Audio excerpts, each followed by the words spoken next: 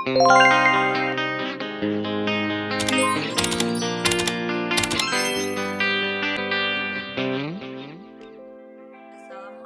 warahmatullahi wabarakatuh. Halo semuanya, kembali lagi di channel YouTube saya. Perkenalkan, nama saya Sri Indah Lestari, kelas 1C, Prodi Pendidikan Ekonomi, Fakultas Tarbiyah dan Keguruan dengan NIM 12210620220, Universitas Islam Negeri Sultan Syarif Kasim Riau. Video kali ini saya bikin untuk memenuhi tugas mid semester saya dengan dosen pengampu Bapak Hendra Riopita MM. Nah, di sini saya akan menjelaskan tentang sistem ekonomi.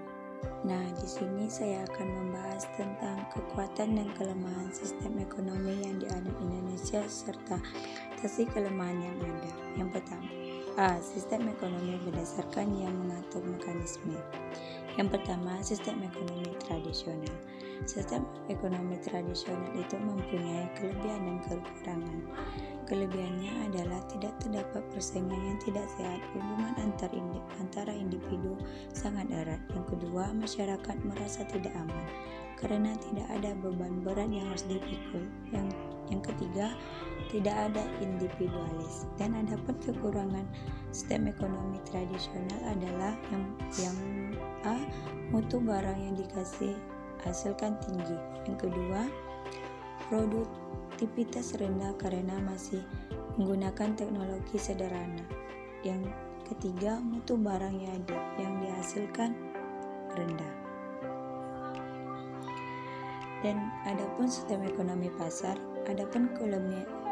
sistem ekonomi pasar ini mempunyai kelebihan dan kekurangannya. Kelebihannya yaitu ada 5. Yang pertama, mutu barang yang dihasilkan tinggi. Yang kedua, menumbuhkan kreasi dan inisiatif masyarakat dalam mengatur kegiatan ekonomi. Selanjutnya, sumber-sumber produksi beban dimiliki oleh setiap individu.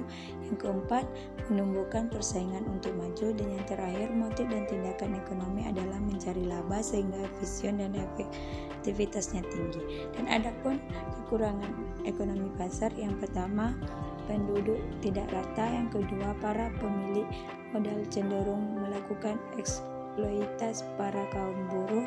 Yang ketiga, gejolak perekonomian sering terjadi. Yang keempat, dapat memunculkan monopoli. Selanjutnya, sistem ekonomi terpusat juga mempunyai kelebihan dan kekurangan. Kelebihannya yang pertama, masalah ekonomi seperti inflasi, pengangguran dan lainnya lebih mudah dikendali oleh pemerintah. Yang kedua, pasar barang di dalam negeri berjalan lancar. Yang ketiga, pemerintah ikut campur dalam pembentukan harga. Yang keempat, distribusi pendapatan relatif rata. Dan adapun kekurangannya, yang pertama, sumber daya tidak dapat bebas dimiliki masyarakat.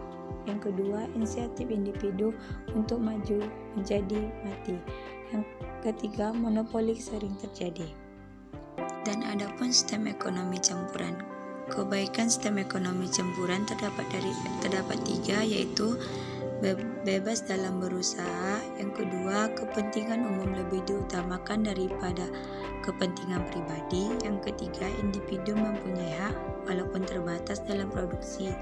Dan adapun kelemahan sistem ekonomi campuran, yang pertama, swasta kurang dapat memaksimalkan keuntungan. Yang kedua, beban swasta lebih ringan dibandingkan pemerintah. Sekian pembahasan dari saya, semoga bermanfaat bagi kita semua. Saya akhiri dengan Assalamualaikum warahmatullahi wabarakatuh. Jangan lupa subscribe ya guys.